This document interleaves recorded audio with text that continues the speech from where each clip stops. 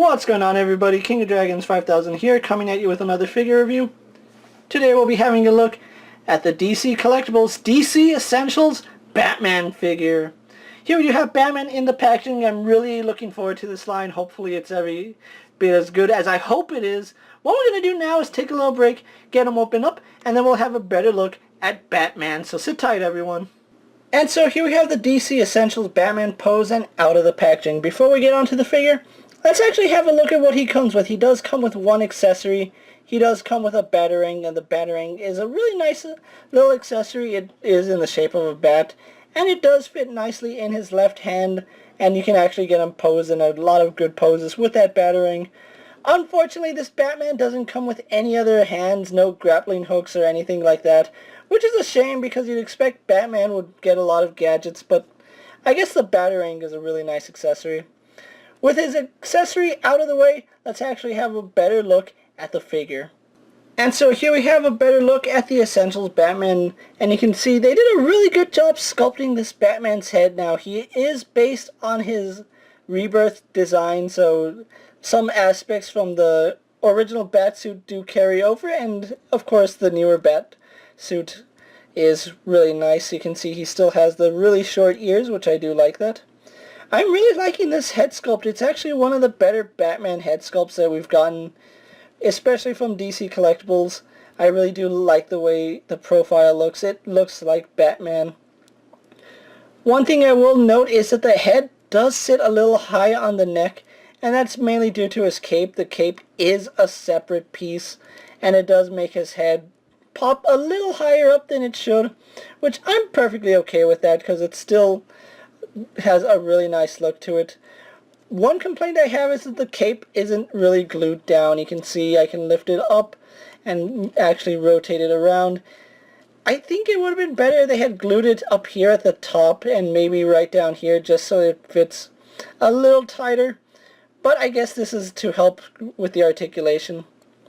Again, he has the Rebirth emblem, which is a black bat with a yellow outline, and it does look really nice. I do like that. You can see there is a little bit of paint right there, and it's not too big of a detail. We do have his gauntlets, which are done in the same blue as his cowl. However, you can see on mine there's a scrape right here, but I guess I'm okay with it. I mean, Batman wears armor, and I guess you can chalk that up to battle damage. On this side, no paint error, and he actually does have the side fins right here, which look really nice. And he also does have some armor plating on his gloves on both sides, and I think that's just a really nice little detail. One thing I've never been a fan of is the utility belt. I tried to get behind it, I honestly did, but I just can't get behind Batman's utility belt for the Rebirth design. It just doesn't look like a utility belt. It looks just more cosmetic than functional, so I guess I'm a little traditional when it comes to Batman's belt. He is not wearing any tights or any of the trunks because this is based on the Rebirth look. The cape actually has a nice purple coating inside, and the back of the cape, is that same blue that we saw on his cowl, shins, and forearms. We go on to his boots, which are the same color as his forearms and his cowl. And we actually do get some texturing under the boots, so I do like that we did get that little detail. It looks really nice, especially when you have Batman pose with other figures. So what we're going to do now is actually have a closer look at Batman and compare him with a few figures you may have in your collection. And so here we have the DC Essentials Batman pose next to a DC Multiverse Justice League Batman and a Mafex Dawn of Justice Batman. And here we have the Essentials Batman pose next to a DC Universe Classics Batman and the previous Rebirth DC Collectibles Batman, and you can see he is much taller. He is actually in the 7-inch scale, and just for a quick size comparison between the two, you can see how they stack up and how their costumes look really similar. If I had to choose one design that I like, it's hard for me to honestly say which one I actually prefer. Moving on to this Batman's articulation, he does have quite a bit of articulation. For starters, he does have a ball joint in the head which lets him look up. He can't really look down, and he can tilt his head side to side, so I do like that. We do have rotation in the neck, so that's pretty good. We also get a hinge at the neck, so he can look back about that far. You can look down about that far, so really good articulation just here in the head. His arms are on a ball joint that go out to about that far. Do a full 360. They are a little hindered by the cape, but the cape once again does move out of the way, so you can actually rotate that no problem. He swivels at the bicep. He has double jointed elbows. No gauntlet swivel, but he does have a swivel and a hinge in both his wrists. He does have an ab crunch, which goes forward about that far, goes back about that far, and it's a really stiff joint right there. He does swivel at the waist. Legs do go forward, back, and out to about there.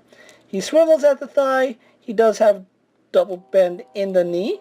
Swivel at the boot.